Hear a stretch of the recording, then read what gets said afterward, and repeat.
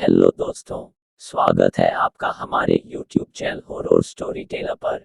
भूतिया कहानियों के लिए कृपया वीडियो लाइक और चैनल सब्सक्राइब जरूर कीजिए। ड्राइवर मालिक से, साहब वो घर तो बहुत दिनों से खाली पड़ा है और उस घर में कोई भी रहना नहीं चाहता। सुना जाता है कि एक औरत ने उस घर में फांसी लगा ली थी और उस घर में उसी की आत्मा का वास है। तुम ये फिजूल की बातें करना बंद करो, आत्मा वात्मा कुछ नहीं होती है, राघव ने टैक्सी ड्राइवर को डांटते हुए कहा। राघव का पिछले हफ्ते ही माला गांव में तबादला हुआ था। पूरे हफ्ते नया घर तलाशने के बाद एक ही घर उसे मिला था जो कि बिकाऊ था, तो उसने जल्द ही वह घर खरीद लिया। वह अपनी बीवी और 2 बच्चों के साथ उसी घर में शिफ्ट होने जा रहा था। राघव का 9 साल का बेटा साहिल और 8 साल की बेटी डॉली पीछे की सीट पर बैठे ड्राइवर की बातों को ध्यान से सुन रहे थे। थोड़ी देर बाद डॉली ने सुनीता से पूछा, मम्मी क्या सच में भूत होता है? राघव की बीवी सुनीता भी उन्हीं बच्चों के साथ पीछे की सीट पर बैठी थी। सुनीता ने दोनों बच्चों को समझाते हुए कहा, नहीं बच्चों, भूत नहीं होता है, अंकल तो कहानी सुना रहे थे। राघव ने एक बार फिर ड्राइवर से कहा, ये सब कहानियां बनाना बंद करो, बच्चे डर जाते हैं। साहब मैंने जो बातें सुनी थी वह आपको बता दी, अब आगे आपकी मर्जी, ड्राइवर ने राघव से कहा। शाम का समय हो गया था, सूरज ढलने को था, लेकिन अभी भी हल्की सी धूप खिली थी। राघव ने ड्राइवर से पूछा, अभी और कितना समय लगेगा? बस पहुंच ही गए साहब, ड्राइवर ने जवाब दिया। थोड़ा और आगे जाने के बाद एकाएक ड्राइवर ने टैक्सी रोक दी और कहा, लो साहब आपकी मंजिल आ गई। राघव ने टैक्सी से नीचे उतर कर देखा तो ड्राइवर ने टैक्सी लगभग 100 मीटर पहले ही रोक दी थी। राघव ने ड्राइवर से पूछा, तुमने टैक्सी पहले क्यों रोक दी? अभी थोड़ा और आगे चलो। साहब अब मैं और आगे नहीं जाऊंगा, भले ही आप मेरे पैसे काट लीजिए, शाम के समय कोई भी यहाँ नहीं आता, ड्राइवर ने रहा राघव कहा। राघव ने उससे ज्यादा बहस नहीं की और उसका किराया दे दिया। ड्राइवर ने उनके दोनों बैग छत से उतार दिए और टैक्सी मोड़कर फिर से वापस चला गया। सड़क बिल्कुल सुनसान हो गई, दूर दूर तक कोई भी नजर नहीं आ रहा था। सूरज भी डूब चुका था। राघव और सुनीता दोनों ने एक एक बैग उठा लिया, फिर दोनों अपने नए घर की ओर बढ़ने लगे। थोड़ी ही देर में वे मेन गेट पर पहुंच गए। गेट पर जंग खाया हुआ पुराना ताला लटक रहा था। तभी न जाने कहां से उनके पास एक बूढ़ी औरत आ गई, हाथ में लाठी लिए थी। उसके बाल उलझे से थे, चेहरे पर काफी झुर्रियां पड़ी हुई थी, लगभग 90 साल की तो होगी ही। उस बूढ़ी औरत ने उनसे पूछा, तुम लोग कहां जा रहे हो? राघव ने उसे बताया, हम लोग तो इस घर में रहने के लिए आए हैं। उस बूढ़ी औरत ने जैसे ही यह बात सुनी वह जोर जोर से कहने लगी, लौट जाओ यहाँ से, लौट जाओ, वह किसी को नहीं छोड़ेगी। यहाँ जो कोई भी आता है वह जिंदा वापस लौट कर नहीं जाता, तुम सब मरोगे, लौट जाओ यहाँ से, लौट जाओ, अभी भी समय है, वापस चले जाओ। तभी उस घर का चौकीदार राम सिंह वहां आ गया और उसने उस बूढ़ी औरत को वहां से भगाते हुए कहा, चल बुढ़िया निकल यहाँ से, भाग, कुछ भी बकती रहती है, पागल कहीं की। साहब आप इसकी बातों पर ध्यान मत दीजिए, ये तो पागल बुढ़िया है, कुछ भी बकती रहती है, आप घर में चलिए। राम सिंह ने जंग लगी सरियों से बने गेट पर लटक रहे ताले को खोलते हुए कहा। दरअसल राम सिंह ही उस घर की देखभाल करता था और वह माली का भी काम करता था। राम सिंह ने गेट खोला, घर काफी पुराना लग रहा था, धूल और पत्तों से सारा घर ढका हुआ था। उस घर के आसपास कोई दूसरा घर भी नहीं था, दूर दूर तक केवल जंगल ही जंगल था। राम सिंह ने दोनों बैग अपने हाथ में उठा लिए और अंदर जाकर घर का दरवाजा खोल दिया। राम सिंह घर में चला गया, पीछे पीछे वे चारों लोग भी अंदर चले गए। घर के अंदर उनकी आवाज गूंज रही थी, सारे घर को मकड़ियों ने अपना घर बना रखा था। राम सिंह ने फिर उनको उनका कमरा दिखाया जो कि ऊपर वाले फ्लोर पर था। उसने जैसे ही गेट खोला वैसे ही फर्रा से 2 कबूतर कमरे से बाहर उड़ गए। सारा सामान बिखरा पड़ा था, पूरे कमरे में धूल की चादर बिछी थी। राम सिंह ने बैग उनके कमरे में रख दिए और उनसे कहा, साहब आप लोग अपना सामान अपने तरीके से रख लीजिए, तब तक मैं खाने का कुछ इंतजाम करता हूँ। राम सिंह चला गया। उन्हें पूरे घर को साफ करना था, इसलिए उन्होंने कमरे से शुरुआत की और वे लोग तुरंत ही काम पर लग गए। थोड़ी ही देर में उन्होंने अपने कमरे को साफ कर लिया और सारा सामान अच्छे तरीके से रख लिया। राम सिंह ने खाना लगा दिया था, इसलिए उसने आवाज लगाई, मालिक नीचे आइए, खाना लगा दिया है। सभी लोग नीचे गए। राम सिंह ने सभी को खाना परोसा। खाना बहुत ही स्वादिष्ट भी बना था। सभी लोग खाना लगे। खाते खाते राघव ने राम सिंह से उन अफवाहों के बारे में पूछा तो राम सिंह ने कहा, क्या साहब आप भी इन लोगों की बातों में आ गए? जब वे खाना खा चुके तो राम सिंह उन्हें कमरे तक छोड़ने गया। राघव ने देखा कि उसके कमरे के पास एक और भी कमरा था जिस पर बहुत बड़ा सा ताला लटक रहा था। राघव ने पूछा, इस कमरे में ताला क्यों लगा है? राम सिंह ने उसे कमरे के बारे में कुछ नहीं बताया और हंसकर बात टाल दी।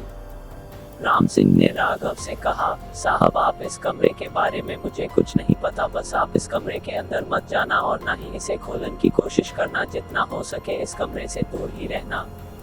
राम सिंह ऐसा कहकर वहां से चला गया। फिर वे सभी लोग कमरे में आ गए। सुनीता ने राघव से पूछा, डॉली कहाँ है? राघव ने देखा कि डॉली उनके बीच नहीं थी।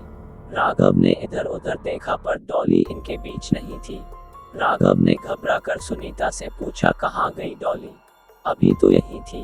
राघव और सुनीता डॉली को चारों तरफ ढूंढने लगे, लेकिन डॉली उन्हें कहीं नहीं मिली। वे दोनों आवाज लगाने लगे, डॉली डॉली कहाँ हो तुम? पर कोई जवाब नहीं आ रहा था। राघव घबरा गया, उसके माथे पर पसीना छलक आया। वह बहुत परेशान हो गया। उधर सुनीता का दिल धड़कने लगा। उसके मन में एक अनजाना सा डर बैठ गया। उसे लगने लगा कहीं ऐसा तो नहीं कि डॉली को कुछ हो गया हो। आखिरकार वह गई तो कहाँ गई? उसे कुछ समझ में ही नहीं आ रहा था। ऊपर से राघव उसको डांटने भी लगा, तुम ध्यान नहीं रख सकती थी उसका क्या? तुमने उसकी परवाह ही नहीं की, तभी तो वह नहीं मिल रही है। एक तो सुनीता पहले से ही परेशान थी, ऊपर से राघव की इन बातों से और परेशान हो गई। वह रोने लगी। अब राघव चुप हो गया। उसने सुनीता को सॉरी बोला। वह चुप हो गई। दोनों फिर से मिलकर डॉली को ढूंढने लगे। अचानक उन्हें अपने कमरे में रखी अलमारी से किसी के रोने की आवाज आने लगी। राघव और सुनीता उसके पास धीरे धीरे गए। राघव ने दरवाजा खोला तो देखा कि डॉली उस अलमारी में बैठी थी और वह रो रही थी। राघव ने उसे गोद में उठा लिया और कहा, क्या हुआ बेटी? तुम अलमारी में कैसे पहुंची? डॉली कुछ नहीं बोली, वह बहुत घबराई हुई थी। राघव और सुनीता भी काफी घबरा गए थे। उन्होंने डॉली से ज्यादा कुछ नहीं पूछा। वह तो पहले से ही बहुत डरी हुई थी, इसलिए वे डॉली और साहिल को सुलाने के लिए कमरे में ले गए। दरअसल उस घर में सबका अपना अपना एक कमरा था, लेकिन अभी उन्होंने सफाई नहीं की थी, इसीलिए वह सभी एक ही कमरे में सोने वाले थे। जब माहौल थोड़ा शांत हुआ तो सभी लोग बिस्तर पर लेट गए और सोने की कोशिश करने लगे। डॉली और साहिल को तो तुरंत ही नींद आ गई। राघव भी थोड़ी देर बाद सो गया, लेकिन सुनीता अभी भी जाग रही थी। उसे अभी नींद आई ही थी कि अचानक उसे किसी छोटे बच्चे के रोने की आवाज आने लगी। सुनीता ने उठकर डॉली और साहिल को देखा। वह दोनों तो सो रहे थे। वह बेड से नीचे उतरी। पूरे घर में अंधेरा फैला हुआ था, इसलिए उसने अपनी टेबल लैंप जलाई और देखा कमरे में तो कोई नहीं था। उसे डर लगने लगा। कांपते हाथों से उसने टॉर्च उठाए और कमरे का दरवाजा खोला। उसने सोचा कि कमरे के बाहर कोई होगा, लेकिन कमरे के बाहर कोई नहीं था। अब उसे बहुत आश्चर्य लगने लगा। उसके साथ ही साथ उसका डर भी बढ़ता गया। जब कोई आसपास है ही नहीं तो फिर रोने की आवाज किसकी आ रही है? उसने ध्यान से सुनने की कोशिश की तो उसने सुना कि उस बच्चे की रोने की आवाज पास के बंद कमरे से आ रही थी। डरते डरते वह धीरे धीरे उस कमरे के पास गई। उसने देखा कि उस कमरे में ताला नहीं लगा था। बच्चे की रोने की आवाज और तेज हो गई। सुनीता ने उस कमरे के दरवाजे को धीरे से खोला और जैसे ही उसके अंदर झांका, एक बहुत ही डरावनी औरत उसके ऊपर झपट पड़ी। उस औरत का आधा चेहरा जला था और वह एक हाथ में चाकू पकड़े हुए थी। वह औरत उसे चाकू मारने ही वाली थी कि वह जोर से चीखी और तभी सुनीता की नींद खुल गई। वह उठकर बैठ गई। राघव भी जाग गया। उसने पूछा, क्या हुआ? सुनीता ने कहा, कुछ नहीं, बस एक बुरा सपना था। सुनीता काफी घबराई हुई थी। राघव ने सुनीता से कहा, सो जाओ, हमें सुबह पूरा घर साफ करना है। राघव ने सुनीता को सुला दिया और फिर खुद सो गया। अगली सुबह किसी के जोर जोर चिल्लाने से उनकी नींद खुली। मालिक, उठिए, सुबह हो गई है, घर भी साफ करना है आपको। राम सिंह नीचे से चिल्ला रहा था। राघव और सुनीता उठे। उन्होंने बच्चों को भी जगा दिया। सुनीता ने राघव को अपने सपने के बारे में बताया तो राघव ने उससे कहा, तुम्हें टेंशन के कारण ही वह सपना आया होगा। तुम चिंता मत करो, वह महज एक सपना ही तो था। राघव और सुनीता नीचे गए। राघव को ड्यूटी पर जाना था, इसलिए सुनीता ने जल्दी से नाश्ता बना दिया। दोपहर के लिए टिफिन बांध दिया। राघव ड्यूटी पर चला गया। सुनीता ने डॉली और साहिल को नाश्ता कराया और खुद नाश्ता करके घर साफ करने में लग गए। घर को साफ करते समय सुनीता को एक तस्वीर मिली जिसमें एक औरत अपने बच्चे को गोद में लिए हुई थी। सुनीता ने उस तस्वीर पर ज्यादा ध्यान नहीं दिया और उसे पोंछकर फिर से वहीं पर रख दिया। डॉली को बहुत तेज बुखार था, इसलिए उसने डॉली को बुखार की गोली खिला दी। सुबह राम सिंह के साथ एक छोटा सा बच्चा भी आया था। वह बच्चा लगभग 2 साल का होगा। राम सिंह भी घर को साफ कराने में उनकी मदद करने लगा। वह बच्चा इधर उधर खेलने लगा। सफाई करते समय सुनीता को पता लगा कि उनके घर के नीचे एक तहखाना भी है जिस पर ताला लगा हुआ था। सुनीता उसे नजरअंदाज करते हुए दूसरी जगह सफाई करने लगी। पूरा दिन उसका घर की सफाई करते ही निकल गया। शाम को जब राघव घर आया तब तक सुनीता ने सारे घर की सफाई कर दी थी।